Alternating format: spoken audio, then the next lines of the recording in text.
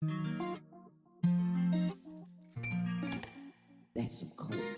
les mains, autant et baby prends ma main. Fini faisant son léon là. Une fois quand je me dis, mon grand-père il avait des usines où il faisait des uniformes pour toute l'armée au Liban, j'étais là genre, c'est immense. Je pense sur moi, je me prends pour qui, puis je me prends pour moi. Je comprends ça. Je suis Clémence, je suis née à Aix-en-Provence. J'ai fait toutes mes études de là-bas jusqu'au bac. Et après, quand j'ai eu envie de faire une école d'architecture, je suis arrivée à Toulouse. Donc aujourd'hui, je suis dans une agence d'architecture, une petite agence depuis 2 ans quasiment. Je pense que depuis que je suis petite, j'aime beaucoup l'art en général. Parce que j'avais une famille qui est hyper artistique, ma grand-mère est super impliquée dans plein de domaines artistiques, donc j'ai toujours été hyper touchée par ça. L'architecture, ça s'est un peu révélé le chemin à suivre. Pour moi, je pense que ça a été un peu aussi encouragé par mes parents. J'aimais beaucoup la mode aussi, je pense que quand j'étais en terminale, j'ai beaucoup hésité à faire de la mode. Je savais que j'allais y arriver à un moment, mais pas forcément en passant par des écoles. Donc voilà, donc c'est l'architecture et après j'allais faire un peu des choses toute seule et arriver là où je voulais quoi. Un des projets que j'ai fait récemment, c'était une création d'un foulard, enfin de 2 foulards, avec une amie et on a eu envie de dessiner une pièce, un vêtement que les gens pouvaient porter de manière un peu, de plusieurs manières quoi. On voulait faire un accessoire parce que faire un vêtement c'était peut-être déjà un peu trop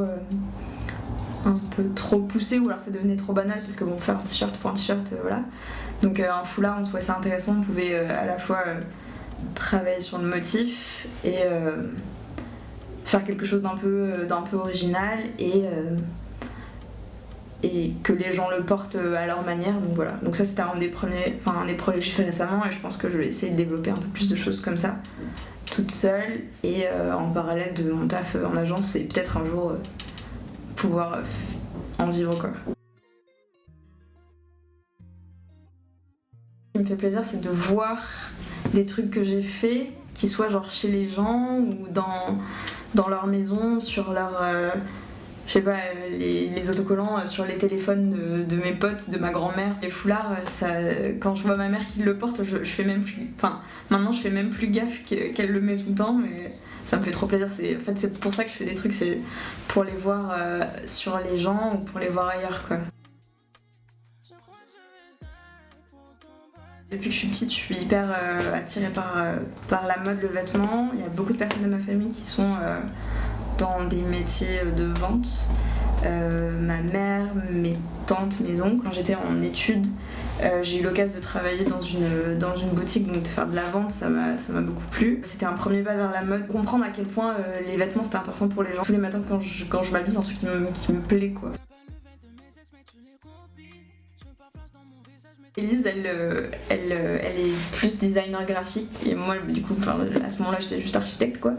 Et donc on s'est un peu parlé, on s'est rencontrés, on a eu envie de faire une pièce un peu toutes les deux, de créer quelque chose. On a décidé de partir d'un de mes dessins, donc de visage avec des chevelures un peu grande et large, et pour faire un motif qu'on a placé sur un carré en soie. Ça nous faisait penser un peu à des, je sais pas, comme des sirènes, comme des cheveux de sirène ou des trucs comme ça.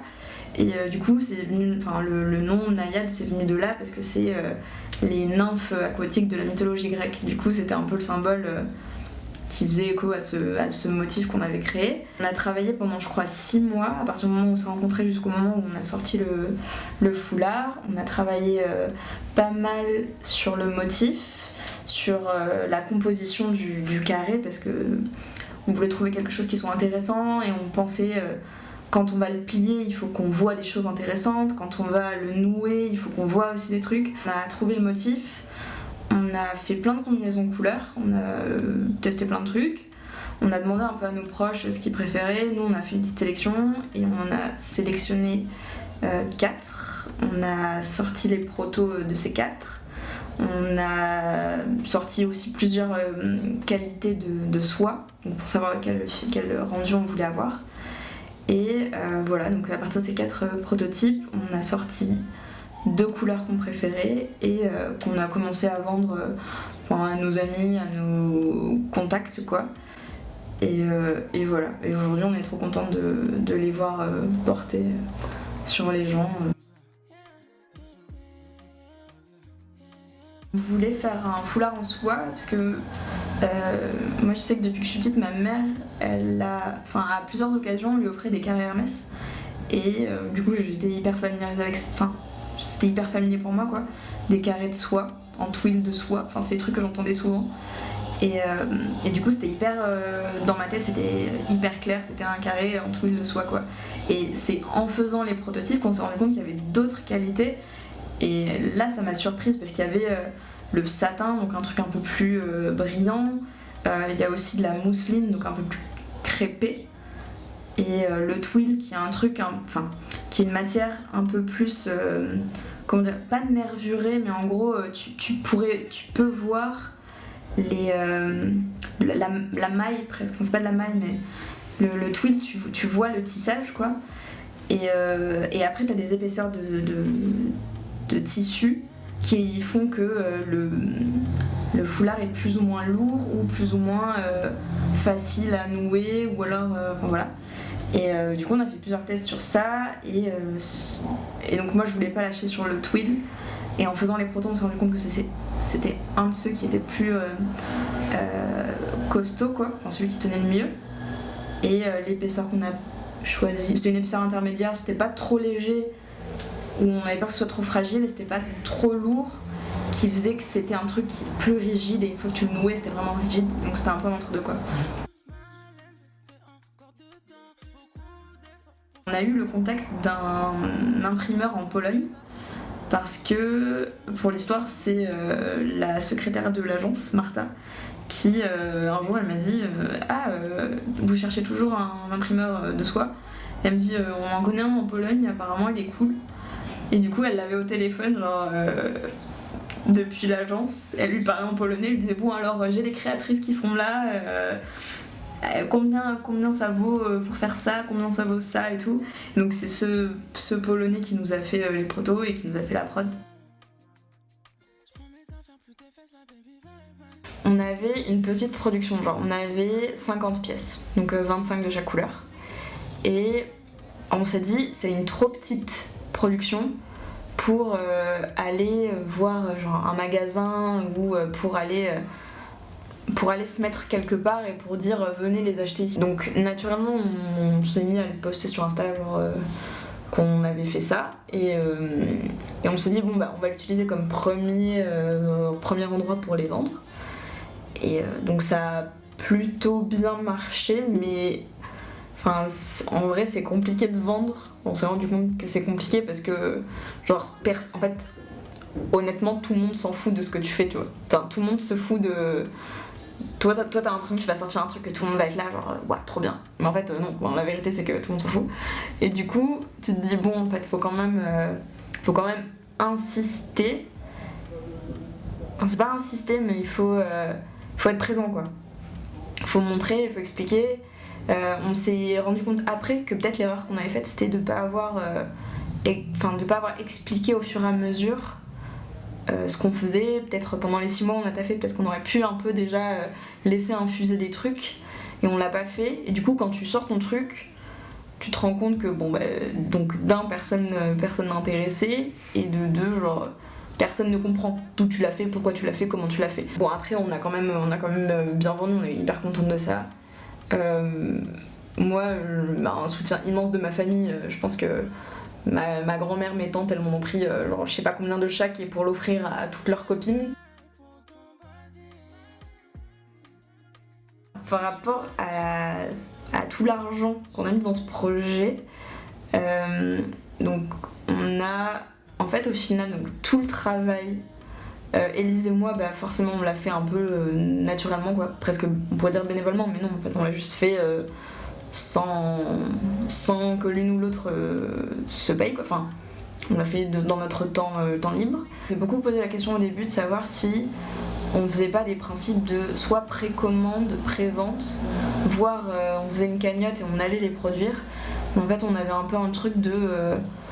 on se sentait pas bien de dire aux gens on n'a rien encore, mais payez et vous aurez un truc qui est peut-être un peu bien. Enfin non, on avait vraiment envie de faire des photos, montrer qu'on avait déjà les pièces quoi. On voulait montrer le truc et dire bon bah voilà, il est là, c'est dispo, si vous voulez vous pouvez quoi. Donc on s'était dit bon, on va trouver un budget qu'on est prêt à mettre pour faire une production et pour pouvoir avancer la première production. On a eu pour vraiment moins de 400 par personne. Et en fait c'est tout l'argent qu'on a déboursé pour tout le projet quoi.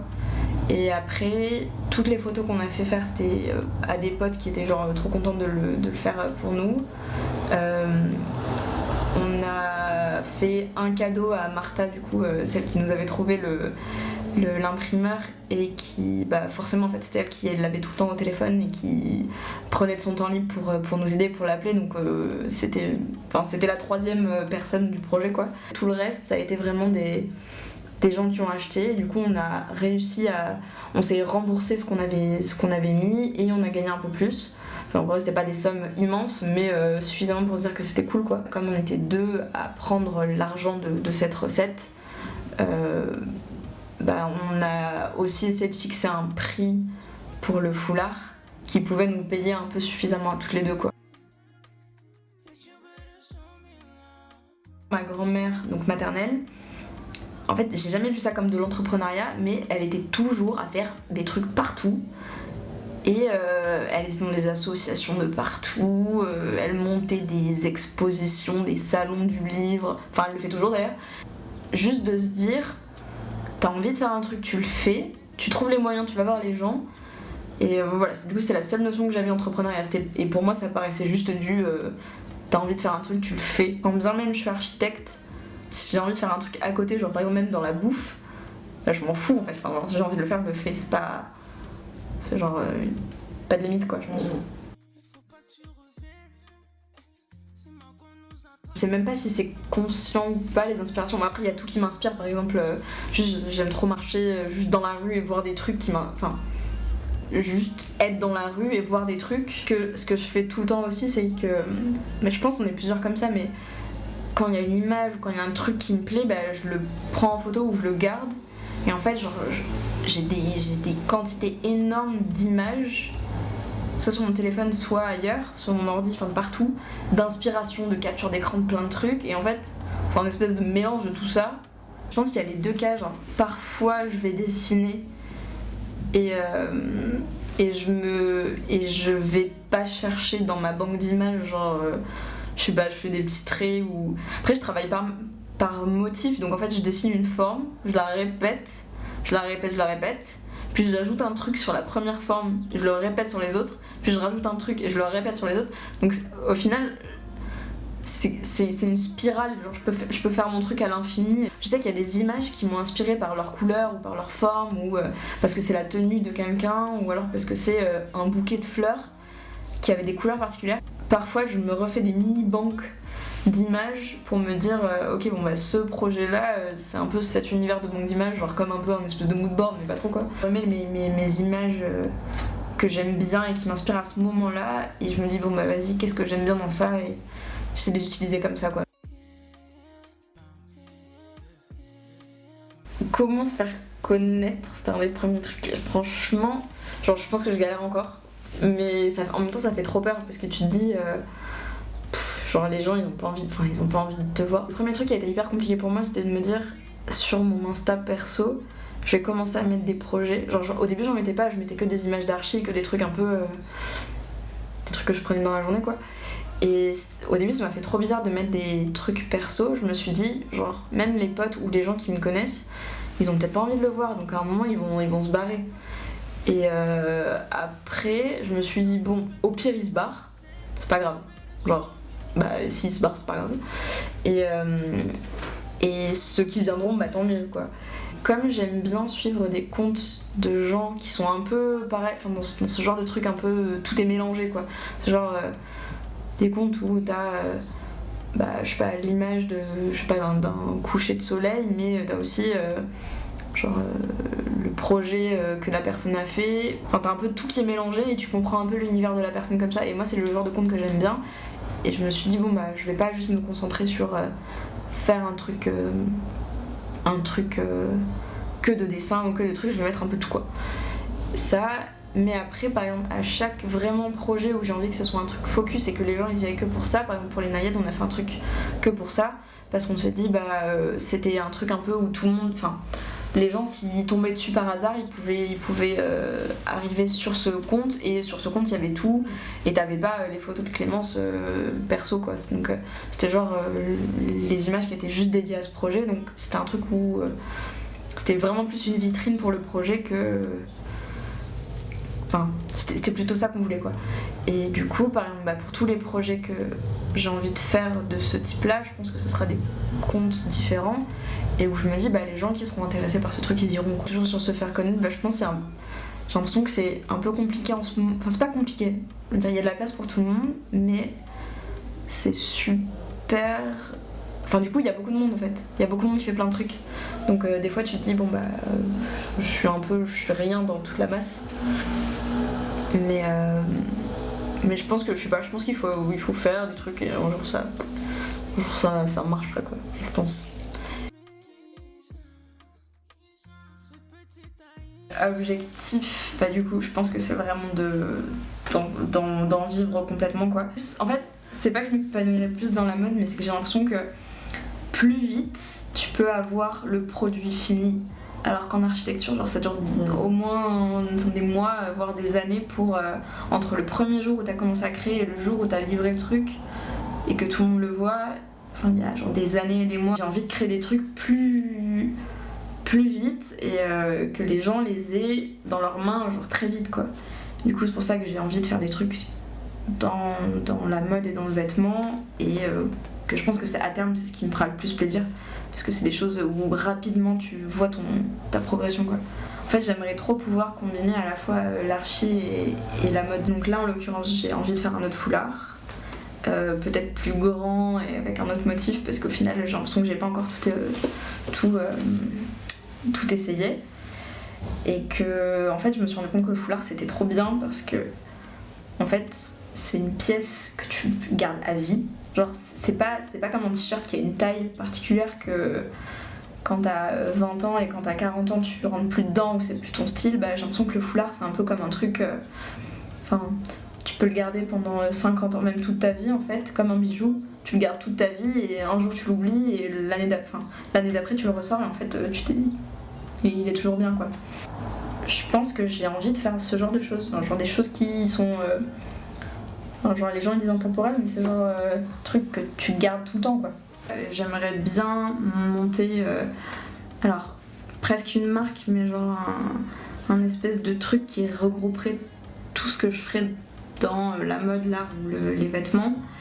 Et ce projet c'est Saki, c'est un projet que je développe un peu toute seule pour l'instant et en fait c'est le nom de famille de ma mère. Et c'est un nom que j'aime beaucoup et qui est hyper court et qui est hyper facile à utiliser quoi. Et pourquoi ce nom? Parce que je pense que toute ma partie, tout mon univers créatif il vient du côté de ma mère. Et il y a aussi une histoire particulière, c'est que la famille de ma mère, donc ma mère est libanaise et elle est arrivée en France quand elle avait 15 ans.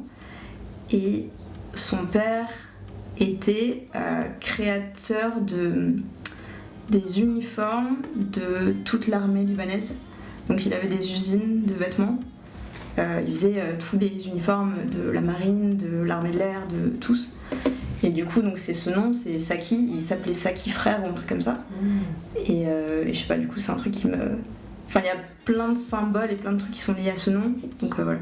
Donc ça, c'est un truc que je vais développer et je pense que c'est une marque qui reprend un peu tout ce que je vais faire quoi. Je crois que c'est good, je sais pas. C'était trop cool.